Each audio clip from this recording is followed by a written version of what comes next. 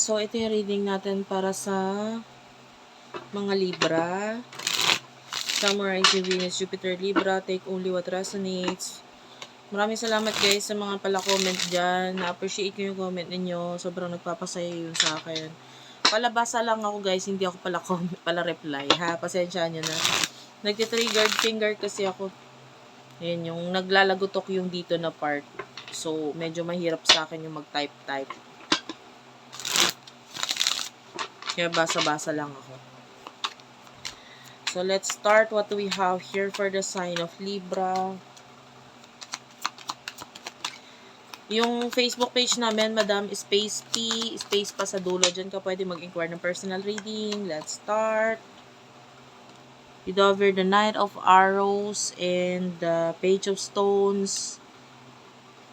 Tapos meron pa tayo ditong King of Arrows. Bottom of the deck, the Blasted Oak. Libra, kamusta kayo dyan? Okay. Sa nakikita natin ngayon, nagmamasid-masid ka lang ngayon regarding sa mga tao sa paligid mo, and with the King of Arrows, you're being professional. Ganun din sa I mean professionally, pwedeng hindi ka rin masyadong gumagawa ng mga risk or mga actions na alam mo makakapagpabagsak sa'yo. And I feel like kaya mong umiwas or umilag pagdating sa gulo or pagdating sa problema. Magaling ka actually with the Knight of Arrows, Page of Stones, King of Arrows. You are good at hunting. You know? And pag sinabi nating hunting, you know, yung mga animals na pinakita dito, they are all the hunter eh. 'Di ba? Hindi sila yung prey. So, ano ibig sabihin nun? You are someone who is talented, skillful. 'Di ba? Mayroong mga talents, may mga skills ka para gumawa ng paraan para ma-achieve yung mga bagay na gusto mong ma-achieve sa buhay mo. And ginagamit mo yung mga yon, resources, talent, skills para ma-achieve mo yung mga bagay na gusto mong ma-achieve sa buhay mo. Yung iba sa inyo, may mga successful na pangyayari na sa buhay mo na kaya mo na-achieve yung, kaya ka naging successful. Ginawa mo yung best mo eh. Ginawa mo yung galing mo para makuha or makamit lahat ng yon. And kayang-kaya mong umilag sa bullets, let's say bullets. So, yung mga patama or mga kaaway, kalaban, mga gustong pabagsakin ka, kaya mong umilag doon sa mga bagay na yun. So, yun nakikita natin. So, who is this person that you're dealing with pagdating sa love? Person nakakonect ni Libra pagdating sa love.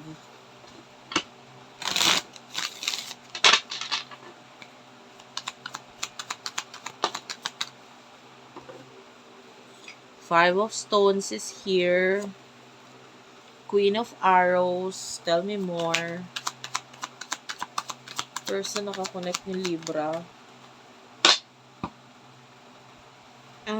Nine of Stones.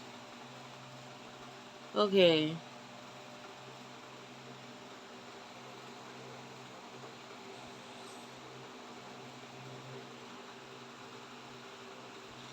Okay, so itong person na to, I feel like attracted ka sa person na to. Physically, like there's physical attraction. Nine of Stones.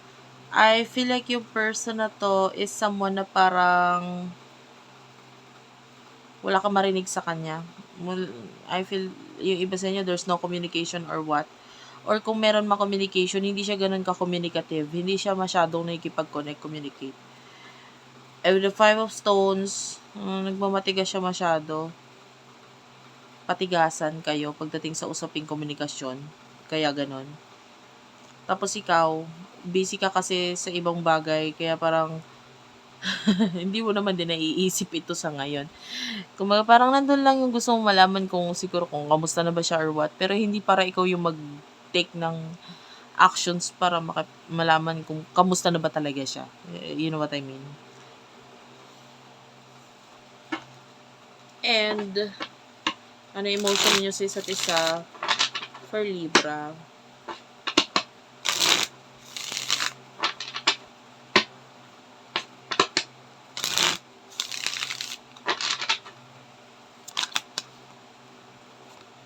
Emotion, King of Bows.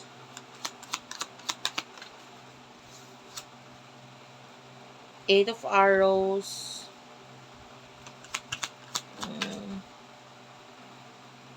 Six of Arrows. Emotion niyo sa isa't isa. Tell me about the emotions of Libra and the person niya. With your Page of Arrows, the Three of Bows, and the Eight of Bows. Tapos meron pa ditong King of Stone. Okay.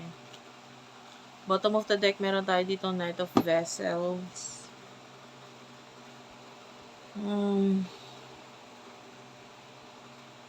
Okay.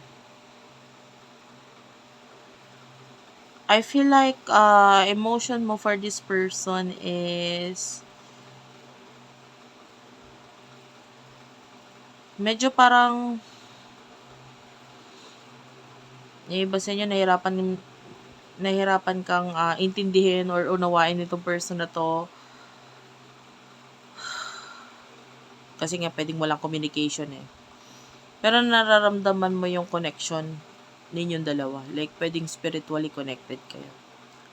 Eight of Arrows, may kanya-kanya kayong struggle. May kanya-kanya kayong struggle ngayon. Pwede may kinakaharap kang challenges sa buhay mo ngayon na nagiging dahilan para hindi ka makapag-focus din dito sa connection ninyo. The Six of Arrows, yung iba sa inyo nakapag-move on na parang hindi ka naman na nasasaktan. Gusto mo lang malaman kung kumusta na ba ito yung taong to. Ganun. Yun lang. Sa side mo. So, sa side ng person na ito, well,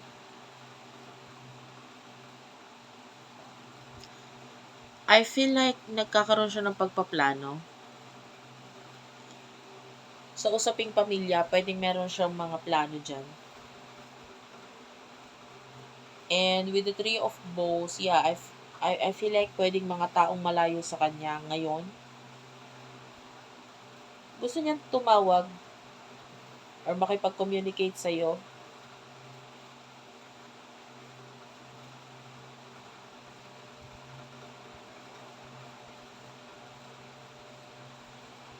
Yeah, gusto niyang tumawag at makipag-communicate sa'yo. I mean, can you see this wolf here? I mean, yung wolf is making this howling sound eh. So, ano siya, parang yung howl ng wolf is nagre-represent siya as the calling. So, gusto niya makipag-communicate, tumawag sa'yo. Pero kung ayaw niya kasi ng I feel like hindi talaga siya communicative na tao, no? Hindi siya pala chat. Maybe mas more on physical siya or mas more on kung may communication yung tawag, ganun. Pero yung sabihin mo chat, hindi siya pala ganun. Importante ka sa kanya, especially kung naging friends kayo talaga. What will happen in the future for the both of you?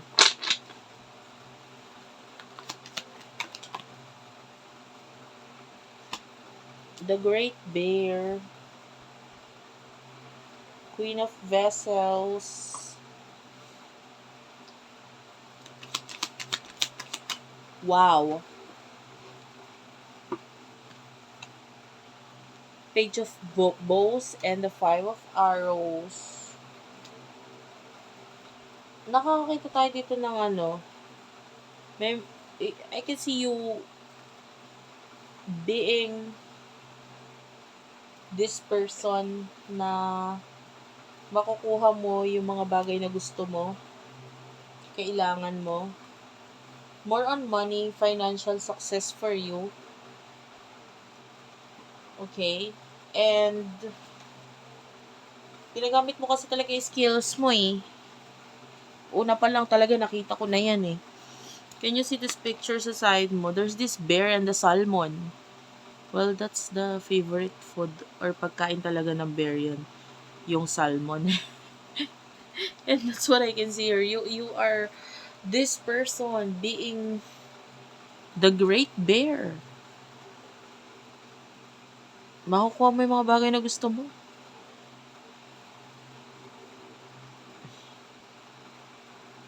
Hindi ka magugutom. You are more than pa nga eh. Money, blessings, a lot of blessings is nagpapakita. Malapit ka na doon. Malapit ka na doon. Especially if hindi ka na ma-reach ng mga kaaway mo. And, alam mo yan eh. Pagka natalo mo na yung mga kaaway mo or what, maybe regarding business, professional, usaping professional, ikaw itong marami ka na natalo and hindi ka nila kayang talunin talaga. Marami nagtry, but eventually hindi rin naman nag-succeed. The 5 of Arrows, pagdating sa person nakakonect mo, and the Page of Bows,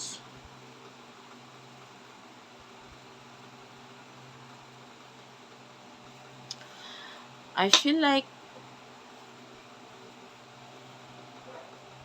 may mga action siyang gagawin na patago. Tell me about this. Two of Stones. This is very challenging para sa part ng person mo. Queen of Bows is here.